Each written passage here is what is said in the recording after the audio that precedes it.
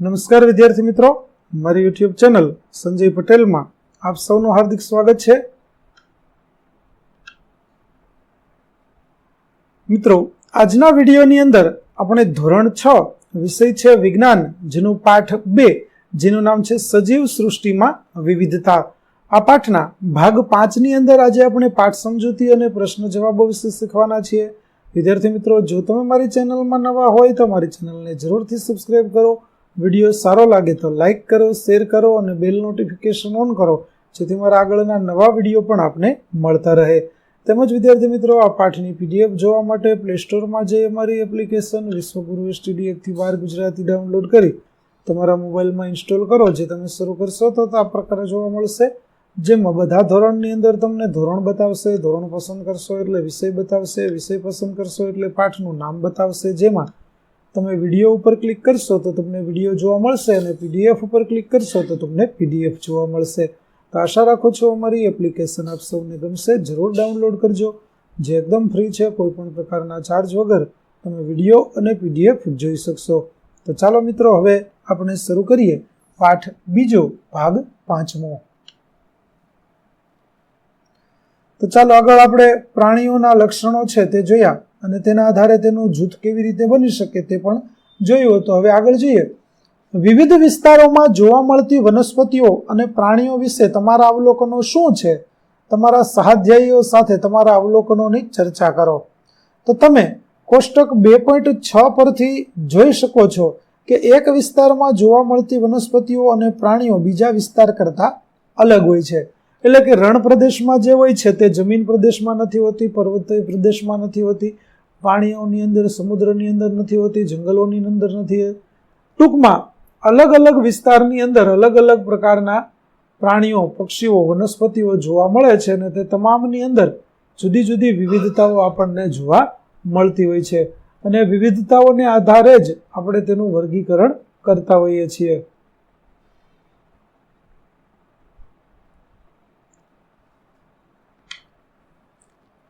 વર્ગખંડમાં ચર્ચા દરમિયાન એલેક્સ યાદ કરે છે કે તેણે રાજસ્થાનના રણમાં જાડા અને માસલ પ્રકાંડવાળા થોરના છોડનું અવલોકન કર્યું હતું, જે ઉપર આપણે આકૃતિ જોઈ. માયા જણાવે છે કે તેણે હિમાચલ પ્રદેશના હિમાલયમાં દેવદાર વૃક્ષ જોયા હતા, જે આપણને અહીંયા બાજુમાં જોવા મળે છે. તો આ વૃક્ષો શંકુ આકારના હોય છે અને તેમાં લવચીક અને ઢોળાવવાળી શાખા હોય છે. તો નોંધનીય બાબત એ છે કે જુદા જુદા પ્રદેશોમાં જોવા મળતી આ બે પ્રકારની વનસ્પતિ એકબીજાથી અલગ છે. આવું કેમ અને શા માટે? તો વિદ્યાર્થી મિત્રો, સામાન્ય સમજ આપણે મેળવીએ તો જે વિસ્તારની અંદર જે વાતાવરણ અનુકૂળ હોય તે પ્રકારના વૃક્ષો જોવા મળતા હોય છે.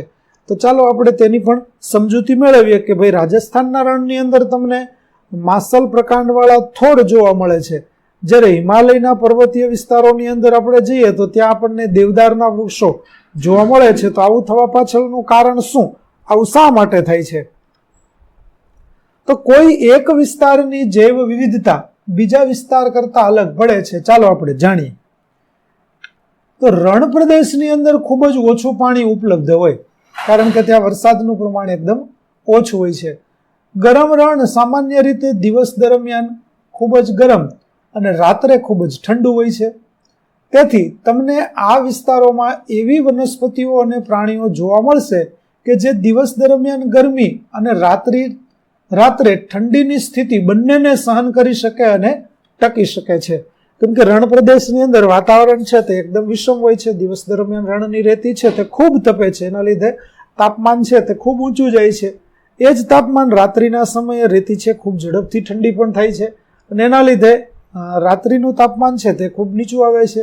એટલા માટે ઠંડી અને ગરમી બંનેની વિપરીત પરિસ્થિતિઓ જોવા મળે છે અને આ વિસ્તારની અંદર એવી જ વનસ્પતિઓ થાય છે કે જે આ બંને પ્રકારના વાતાવરણની અંદર અનુકૂળ હોય. રણમાં જોવા મળતી વનસ્પતિના માસલ પ્રકાંડ પાણીનો સંગ્રહ કરી શકે છે, જેનાથી તેમને આ સ્થાનોની ગરમ પરિસ્થિતિઓને સહન કરવામાં મદદ મળે છે. એટલે કે રણ વિસ્તારમાં જે વનસ્પતિ જોવા મળે છે તેના માસલ પ્રકાંડ છે તે પ્રકાંડ પાણીનો સંગ્રહ કરે છે અને તેના લીધે તે આ વિસ્તારની અંદર સરળતાથી પોતાનું અસ્તિત્વ ટકાવી શકે છે. હવે તેનાથી વિરુદ્ધ આપણે ઠંડા પ્રદેશની વાત કરીએ તો અત્યંત ઠંડા પ્રદેશોના પર્વતોમાં વારંવાર હિમવર્ષા થાય છે. આવી સ્થિતિમાં ટકી રહેવા માટે કેટલાક વૃક્ષો બરફને સરળતાથી સરકી જવા દેવાની ક્ષમતા ધરાવે છે. દેવદારના વૃક્ષો શંકુ આકાર અને ઢળતી શાખાઓ બરફને સરળતાથી સરકવા માટે તેને સક્ષમ બનાવે છે અને એટલા માટે જ દેવદારના વૃક્ષો છે તેના પાન છે તે નીચે નમતા હોય છે. જેમ જેમ તમે ઉપર જતા જાઓ તેમ તેમ ઉપરનો ભાગ સાંકડો થતો જાય છે, એટલે કે શંકુ આકારના વૃક્ષો છે તે આ દેવદારના હોય છે, જેથી કરીને બરફ વર્ષા દરમિયાન જે કાંઈ બરફ તેના પાન પર જમા થયો હોય તે બરફ ઝડપથી સરકી અને નીચે જતો રહે. એટલા માટે આ પ્રકારની વ્યવસ્થા તેમાં જોવા મળતી હોય છે. તમે અત્યાર સુધીમાં સમજી ગયા હશો કે જૈવ વિવિધતા વિવિધ પરિસ્થિતિઓને કારણે દરેક વિસ્તારની અંદર બદલાય છે. ચાલો હવે વનસ્પતિની વિવિધતા જોઈએ, એવી જ રીતે આપણે પ્રાણીઓની વિવિધતા જોઈએ. તો રાજસ્થાનના ગરમ રણની અંદર ઊંટનું ચિત્ર જે આપણને 2.11 આપ્યું છે જુઓ, અને લદ્દાખના ઠંડા રણમાં ઊંટનું ચિત્ર જે 2.12 આપ્યું છે, તેમની વચ્ચે ક્યાં તફાવત તમને જોવા મળે છે અને આ તફાવતો ઊંટોને ક્યાં ફાયદા આપે છે. તો બંને ઊંટો છે તે અહીંયા આપણને આપેલા છે અને તેના આધારે આપણે તેના વિશે તફાવત જોઈએ કે બે તફાવતોમાં કેવી રીતે આપણે નિર્ણય કરી શકીશું. ચાલો, જો ગરમ રણ છે તે ઊંટની પહોળી ખરીવાળા પગ હોય, એટલે કે ગરમ વિસ્તારની અંદર જે ઊંટ જોવા મળે છે તેના પગની ખરી છે તે પહોળી છે અને પગ લાંબા હોય છે. એલેક્સ જણાવે છે કે તેની દાદીએ તેને કહ્યું હતું કે લાંબા પગ અને પહોળી ખરી આ ઊંટને રેતીમાં ખૂંપ્યા વિના રેતાળ વિસ્તાર પર ચાલવામાં મદદરૂપ થાય છે. એટલે કે પગ નીચે ગાદી હોવાના કારણે ઊંટના પગ છે તે રેતીમાં ખૂંચતા નથી, ખૂંપ્યા વગર તે સરળતાથી તે રણની રેતીમાં ચાલી શકે છે. જ્યારે બીજી બાજુ ઠંડા રણના ઊંટની ઊંચાઈ અને પગ ગરમ રણમાં જોવા મળતા ઊંટોની ઊંચાઈ અને પગની લંબાઈ કરતા પ્રમાણમાં ટૂંકા હોય છે. આ ટૂંકા પગ તેને પર્વતીય વિસ્તારોમાં સરળતાથી ચાલવામાં મદદ કરે છે. બંને ઊંટ જ, પરંતુ બંનેની લાક્ષણિકતાઓ છે તે જુદી જુદી છે. જે વિસ્તારમાં જે રહે છે તે પ્રમાણે તેના શરીર છે તેને અનુકૂળ બનેલા આપણને જોવા મળે છે. ચાલો ત્યાર પછી અન્ય અનુકૂલનો જોઈએ. તો રણની અંદર ખોરાક સરળતાથી નથી મળતો, તેથી ઊંટ તેમની ખૂંધમાં ખોરાકનો સંગ્રહ કરે છે. ગરમ રણના દરેક ઊંટને એક ખૂંધ હોય છે જે તેમને ખોરાકની અછત દરમિયાન ટકી રહેવામાં મદદ કરે છે. તો વિદ્યાર્થી મિત્રો, ઊંટના શરીર પર તમને ખૂંધ એટલે કે ઉપસેલો ભાગ છે તે જોવા મળે છે કે જેની અંદર ઊંટ પોતાના ખોરાકનો સંગ્રહ કરે છે. રણ પ્રદેશની અંદર તો લાંબા સમય સુધી જો ખોરાક ન મળે તો પણ ઊંટ છે તે લાંબા સમય સુધી ખોરાક વગર પોતાનું અસ્તિત્વ ટકાવી શકે છે. એવી જ રીતે ઠંડા રણના ઊંટોને બે ખૂંધ હોય છે. શિયાળાને અંતે આ બંને ખૂંધો સંકોચાય છે, કારણ કે ઠંડા રણમાં ઓછો ખોરાક ઉપલબ્ધ હોય છે અને તે દરમિયાન તેઓએ તેમની ખૂંધમાં સંગ્રહિત ખોરાકનો ઉપયોગ કરવો પડે છે. તદુપરાંત તેમના માથાથી ગળા સુધી વાળ વધેલા હોય છે જે તેમને લદ્દાખના ઠંડા શિયાળાથી બચવામાં મદદ કરે છે. એટલે કે લાંબા અને ભરાવદાર વાળ છે તે ઠંડીથી બચવા માટે, ઠંડીથી રક્ષણ કરવા માટે તેને ઉપયોગી થાય છે. તો આવી રીતે બંને પ્રકારના રણ પ્રદેશની અંદર ઠંડુ રણ અને ગરમ રણ બંને રણમાં રહેતા ઊંટો છે તેની અંદર આપણને આવા લક્ષણો જોવા મળે છે. આ સિવાય તો કે ઊંટમાં અન્ય કયા લક્ષણો છે જે તેમને રણમાં ટકી રહેવા માટે મદદ કરી શકે છે? તો ચાલો તે લક્ષણો પણ જોઈએ. તો અન્ય વિદ્યાર્થીઓ પણ તેમના અવલોકનો જણાવે. રાજસ્થાનના કાશીનું કહેવું છે કે ઊંટ ઓછી માત્રામાં મૂત્ર ત્યાગ કરે છે. તેનો મળ શુષ્ક હોય છે અને તેને પરસેવો થતો નથી. ઊંટ પોતાના શરીરમાંથી વધારે પાણી ગુમાવતા ન હોવાથી તેઓ પાણી વિના ઘણા દિવસો સુધી ટકી શકે છે. અને રણ પ્રદેશમાં આપણે અગાઉ જોયું તેમ વરસાદની અછતના લીધે ત્યાં પાણીની કાયમી તંગી રહે છે, ઝડપથી પાણી મળતું નથી. તો આવું સરળતાથી પાણી ન મળતું હોય એટલા માટે ઊંટને લાંબા સમય સુધી જો પાણી ન મળે તો પણ તે ચલાવી શકે છે અને એના માટે એના શરીરની અંદર આ પ્રકારની વ્યવસ્થા આપણને જોવા મળે છે. ચાલો હવે પ્રાણીઓ વિશે જોયું. હવે આપણે પાછા વનસ્પતિ તરફ આવીએ, જેમાં ફૂલોની વાત કરીશું. તો માયાએ નીલગિરી વિસ્તારમાં શોલા જંગલોમાં જોવા મળતી સુંદર ફૂલોવાળી વનસ્પતિ બુરાન્સ ની વાત કરતા જણાવ્યું કે તે ઊંચાઈમાં નીચી હોય છે અને પર્ણો નાના ધરાવે છે, જેથી પર્વતની ટોચ પર ભારે પવનમાં પણ ટકી શકે છે. જો અહીંયા આપણને બુરાન્સ છે તેની એક ફોટો છે તે આપવામાં આવેલો છે. આ પ્રકારનું બુરાન્સનું વૃક્ષ છે તે ઊંચા પર્વતીય વિસ્તારો, નીલગિરીના વિસ્તારોની અંદર આપણને જોવા મળે છે. સિક્કિમની પેમાએ જણાવ્યું કે તેણે તેની નજીકના પર્વતો પરના ઊંચા બુરાન્સનું અવલોકન કર્યું છે. આમ બુરાન્સ જેવી વનસ્પતિ વિવિધ વિસ્તારોની અલગ અલગ પરિસ્થિતિમાં ટકી રહેવા માટે જુદા જુદા લક્ષણો ધરાવે છે. કહેવાનો મતલબ, નીલગિરીની પર્વતમાળામાં જે બુરાન્સ થાય છે તેની ઊંચાઈ છે તે ઓછી હોય છે, જ્યારે સિક્કિમની પર્વતો ઉપર જે બુરાન્સ જોવા મળે છે તેની ઊંચાઈ વધારે જોવા મળે છે. આવી રીતે વનસ્પતિ પણ વિવિધ વિસ્તારોની અંદર અલગ અલગ પરિસ્થિતિમાં ટકી રહેવા માટે અલગ અલગ લક્ષણો ધરાવતી હોય છે. ત્યાર પછી સાગર તેના સહાધ્યાયીઓને કહે છે કે તે એક ખાસ પ્રસંગ માટે તેના પિતા સાથે અંદામાન અને નિકોબાર ટાપુ પર ગયો હતો. તેણે સમુદ્રમાં વિશાળ વહેલ અને રંગબેરંગી માછલીઓ જોઈ હતી. તેના પિતાએ સમજાવ્યું હતું કે માછલીનું ધારારેખીય શરીર તેને પાણીમાં સરળતાથી તરવામાં મદદ કરે છે. તો આવી રીતે વિદ્યાર્થી મિત્રો આપણે જોયું કે હમણાં આગળ જ કે માછલી છે તેનો ધારારેખીય શરીર એ તેને પ્રવાહમાં, પાણીના પ્રવાહની અંદર તરવામાં ખૂબ જ ઉપયોગી થાય છે. તો આવી રીતે વહેલ અને અન્ય માછલીઓ છે તેનામાં પણ આ પ્રકારના લક્ષણો આપણને જોવા મળે છે.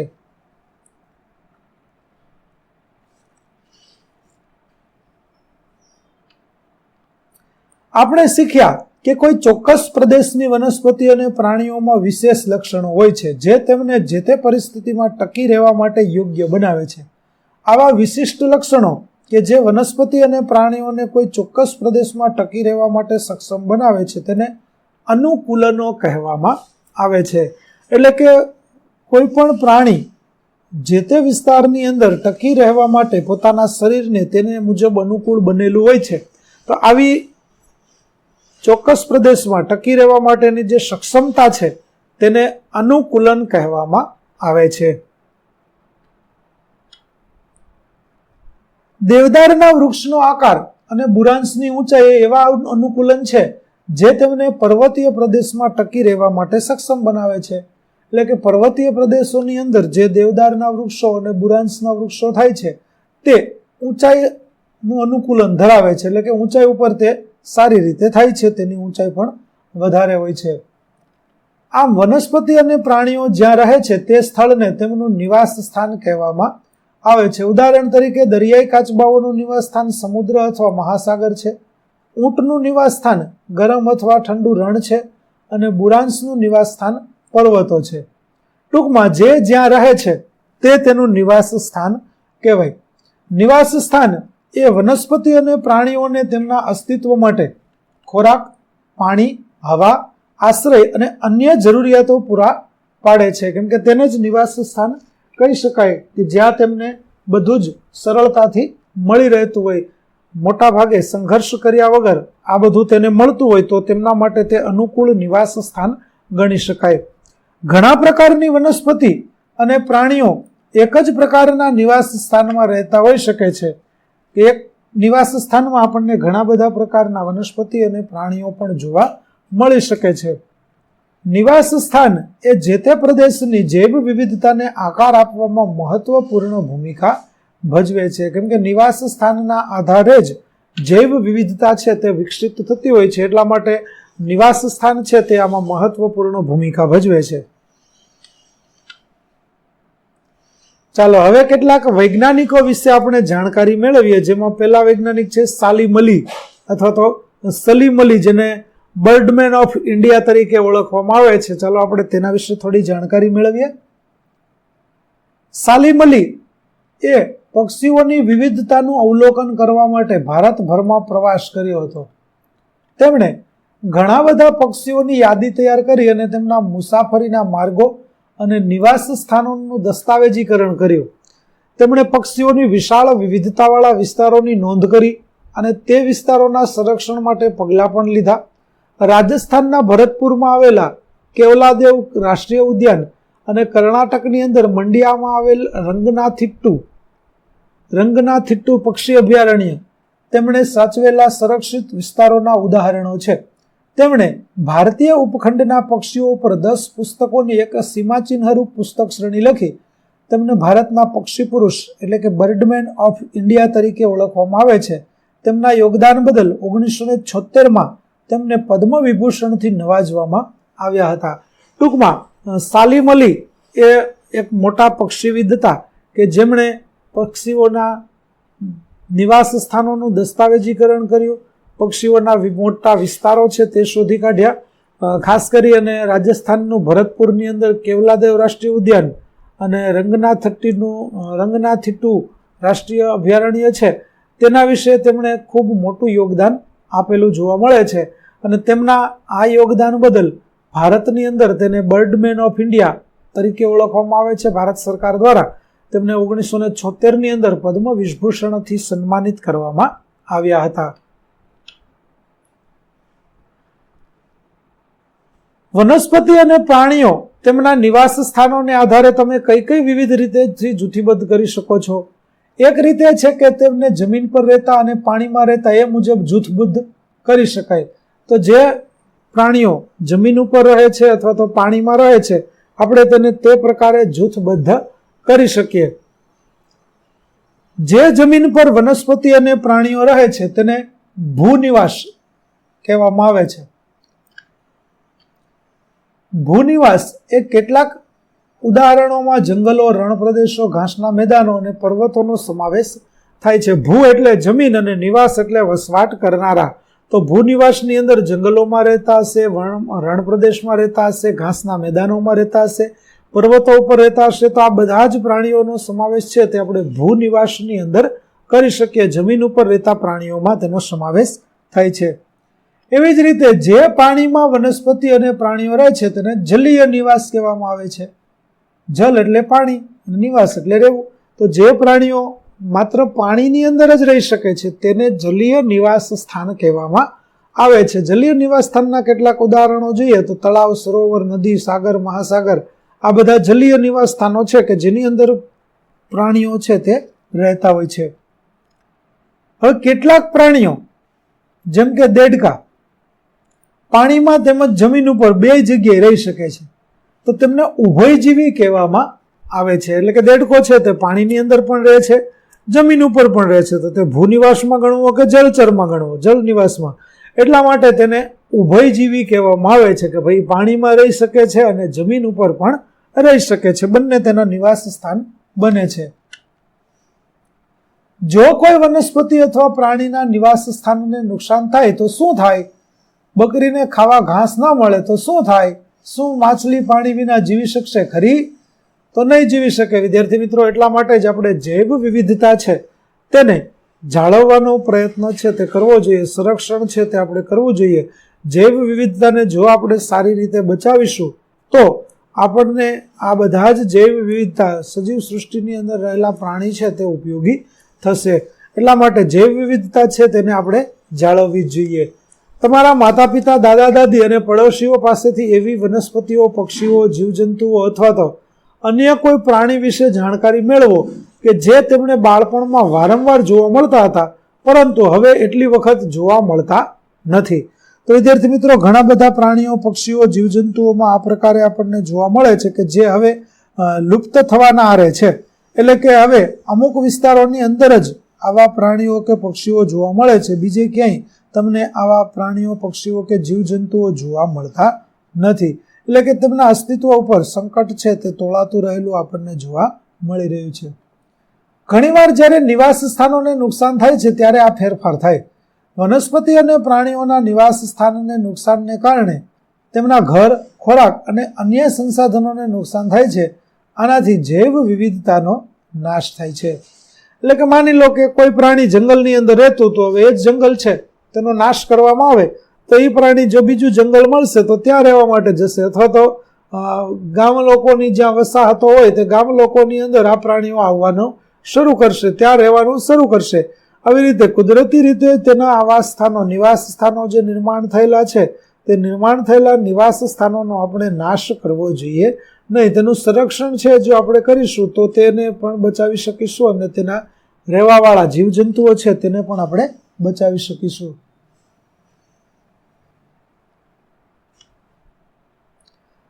માનવ પ્રવૃત્તિઓને કારણે કુદરતી નિવાસ સ્થાનોને મોટા પાયે નુકસાન થતા બંગાળી વાઘ, ચિત્તા અને ઘોરાડની સંખ્યામાં ઘટાડો થયો છે.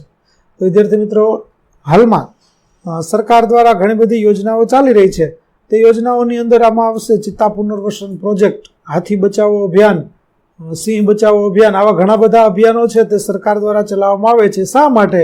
તો જે તે વિસ્તારની આ જે જૈવ વિવિધતા છે તે નાશ ન પામે એટલા માટે સરકાર આવી રીતે અલગ અલગ યોજનાઓ દ્વારા તે પ્રાણીઓને બચાવવા માટેનો પ્રયત્ન કરતી હોય છે.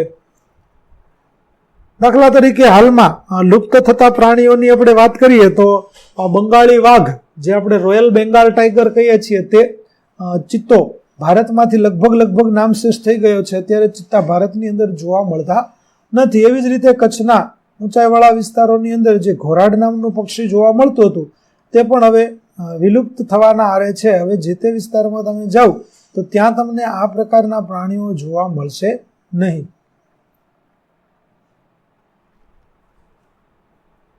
ભારત સરકારે આપણી જૈવ વિવિધતાને બચાવવા માટે ઘણા પ્રોજેક્ટ શરૂ કર્યા છે. જેમ કે બંગાળી વાઘની ઘટતી સંખ્યાને, જતી વસ્તીને બચાવવા માટે પ્રોજેક્ટ ટાઈગર 1973માં શરૂ કરવામાં આવ્યો હતો. ચિત્તાઓની વસ્તી પુનઃસ્થાપિત કરવા માટે 2022માં ચિત્તા પુનર્વસન પ્રોજેક્ટ શરૂ કરવામાં આવ્યો છે.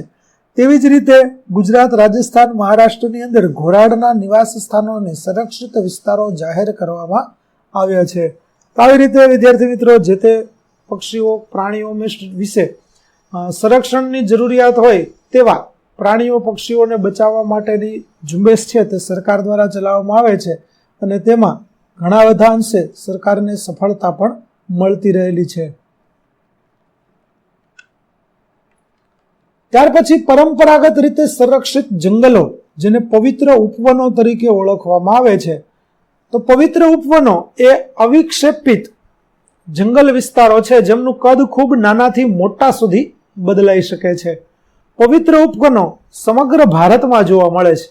તેઓ વિવિધ પ્રકારની વનસ્પતિ અને પ્રાણીઓનું રહેઠાણ છે, જેમાં ઘણા ઔષધીય વનસ્પતિઓનો પણ સમાવેશ થાય છે. સ્થાનિક સમુદાય દ્વારા આ વિસ્તારનું સંરક્ષણ કરવામાં આવે છે, જ્યાં પ્રાણીઓને નુકસાન પહોંચાડવાની, વૃક્ષોને કાપવાની અને વિસ્તારમાં ખલેલ પહોંચાડવાની મનાઈ હોય છે. આમ પવિત્ર ઉપવનો સ્થાનિક સમુદાય દ્વારા સુરક્ષિત જૈવ વિવિધતાનો ખજાનો છે. તમારા વિસ્તારમાં આવેલા આવા પવિત્ર ઉપવનો વિશે આપણે જાણકારી મેળવવાની છે. તો વિદ્યાર્થી મિત્રો, બચાવવા માટેનું મુખ્ય કારણ એવું કહી શકીએ આપણે કે જે વિવિધતા આપણને કુદરત દ્વારા મળેલી છે તે વિવિધતાને જો આપણે સાચવશું નહીં, જાળવીશું નહીં, તો આવનારા સમયની અંદર કદાચ આવતી પેઢી તે આને જોઈ શકશે નહીં તેવું પણ બની શકે.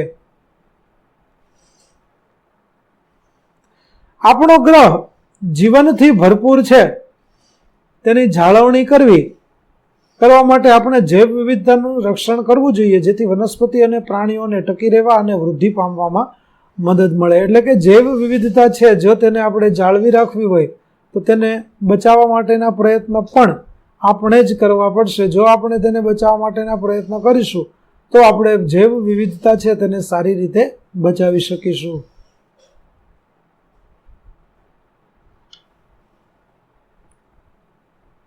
તો વિદ્યાર્થી મિત્રો, અહીં આપણો પાઠ છે તે પૂરો થાય છે.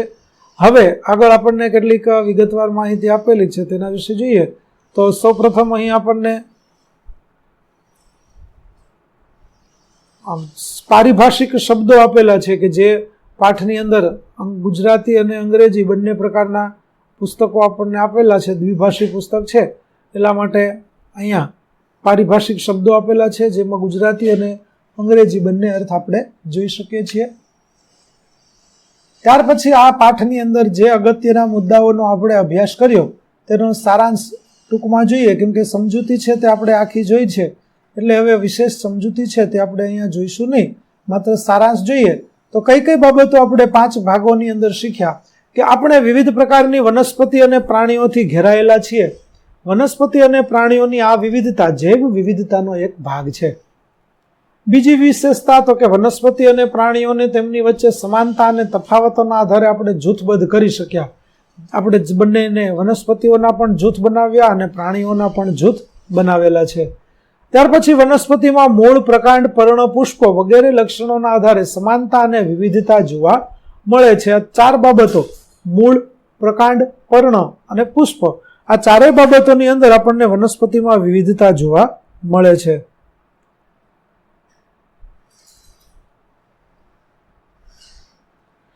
ત્યાર પછી વસ્તુઓને તેના સામાન્ય લક્ષણોને આધારે જૂથમાં ગોઠવવાની પદ્ધતિને જૂથબંધી પણ કહેવામાં આવે છે. વનસ્પતિને તેની ઊંચાઈ, પ્રકાંડના પ્રકાર અને શાખાઓની ગોઠવણીના આધારે છોડ, ક્ષુપ અને વૃક્ષમાં વર્ગીકૃત કરી શકાય છે. ત્યાર પછી આપણે જોયું કે વનસ્પતિને તેમના બીજના બીજપત્રોની સંખ્યાના આધારે દ્વિદળી અને એકદળી તરીકે પણ જૂથબદ્ધ કરી શકાય છે. જેમાં આપણે ચણાના દાણા અને મકાઈના દાણા છે તેનું વર્ગીકરણ કર્યું અને અવલોકન કર્યું હતું કે જેમાં ચણાના દાણા છે તે 2 દ્વિદળી બીજ બને છે, 2 ભાગ આપણે કરી શકીએ છીએ. જ્યારે મકાઈનો દાણો છે તે એકદળી બીજ છે, માટે આપણે તેના 2 ભાગ બરાબર કરી શકતા નથી. ત્યાર પછી એકદળી વનસ્પતિ સામાન્ય રીતે પર્ણોમાં સમાંતર શિરાવિન્યાસ દર્શાવે છે અને તંતુમય મૂળ ધરાવે છે. જ્યારે દ્વિદળી વનસ્પતિ સામાન્ય રીતે તેના પર્ણોમાં જાળીદાર શિરાવિન્યાસ ધરાવે અને સોટીમય મૂળ ધરાવે છે. પ્રાણીઓમાં વિવિધ પ્રકારનું હલનચલન જોવા મળે, તેના આધારે તેને જૂથબદ્ધ કરી શકાય. જેમાં ચાલવાનું, ઉડવાનું, તરવાનું, કૂદવાનું, આવા વિવિધ પ્રકારના હલનચલનનું આપણે જોયા અને કોષ્ટકને આધારે તેને વર્ગીકૃત પણ આપણે કર્યા. ત્યાર પછી વિવિધ પ્રદેશોની જૈવ વિવિધતા વિભિન્ન પર્યાવરણીય પરિસ્થિતિઓને કારણે બદલાય છે. એટલે કે જે વિસ્તારમાં જૈવ વિવિધતા બધા વિસ્તાર પ્રમાણે જુદી જુદી આપણને જોવા મળે છે. વનસ્પતિ અને પ્રાણીઓને કોઈ ચોક્કસ પ્રદેશમાં ટકી રહેવા માટે સક્ષમ બનાવતા વિશેષ લક્ષણોને અનુકૂલન કહેવામાં આવે છે. કેમ કે બધી જગ્યાએ એક સરખું વાતાવરણ હોતું નથી, તો જે વિસ્તારની અંદર જેવું વાતાવરણ હોય તેના અનુરૂપ પોતાના શરીરને ઢાળવું તેને કહેવામાં આવે છે અનુકૂલન. અને આવું અનુકૂલન દરેક પ્રાણીઓની અંદર મોટા ભાગે આપણને જોવા મળતું હોય છે. ત્યાર પછી વનસ્પતિઓને જ્યાં પ્રાણીઓ જ્યાં રહે છે તે સ્થળને તેનું નિવાસ સ્થાન કહેવાય. જેમાં ભૂમિ અને જલીય નિવાસ સ્થાન વિશે આપણે વાત કરી. ત્યાર પછી વનસ્પતિ અને પ્રાણીઓને તેમના નિવાસ સ્થાનના આધારે ભૂનિવાસી એટલે કે સ્થળચર અને જલીય એટલે કે જળચરમાં આપણે વર્ગીકૃત કર્યા. ત્યાર પછી તેમના નિવાસ સ્થાનોને નુકસાન થવાને કારણે વનસ્પતિ અને પ્રાણીઓ તેમના રહેઠાણ, ખોરાક અને અન્ય સંસાધનો ગુમાવે છે, જેના પરિણામે જૈવ વિવિધતાને નુકસાન થાય છે. તે બાબતનો પણ આપણે આ ભાગની અંદર જ અભ્યાસ કર્યો. અને છેલ્લે આપણે જૈવ વિવિધતાનું રક્ષણ કરવું જોઈએ, જેથી એ સુનિશ્ચિત કરી શકાય કે આપણો ગ્રહ જીવનથી ભરેલો રહે, જેથી વનસ્પતિ અને પ્રાણીઓને ટકી રહેવામાં અને વૃદ્ધિ પામવામાં મદદ મળે. આવી રીતે જૈવ વિવિધતા છે તેનું સંરક્ષણ કરવું એ આપણા સૌની સહિયારી જવાબદારી બને છે. તો આપણે આ પ્રકારે આપણી જવાબદારી છે તે યોગ્ય રીતે ઉપાડી અને વનસ્પતિ પ્રાણીઓનું સંરક્ષણ છે તે કરવું જોઈએ. તો વિદ્યાર્થી મિત્રો, અહીં આપણો પાઠ 2 નો ભાગ 5 છે તે પૂરો થાય છે. આગળના પાઠનો વિડીયો મેળવવા માટે મારી ચેનલને જરૂરથી સબસ્ક્રાઇબ કરો, તેમજ PDF જોવા માટે પ્લે સ્ટોરમાંથી અમારી એપ્લિકેશન વિશ્વગુરુ સ્ટુડિયો 1 ગુજરાતી ડાઉનલોડ કરો. ફરી મળીશું આપણે નવા વિડીયો સાથે. ત્યાં સુધી આવજો.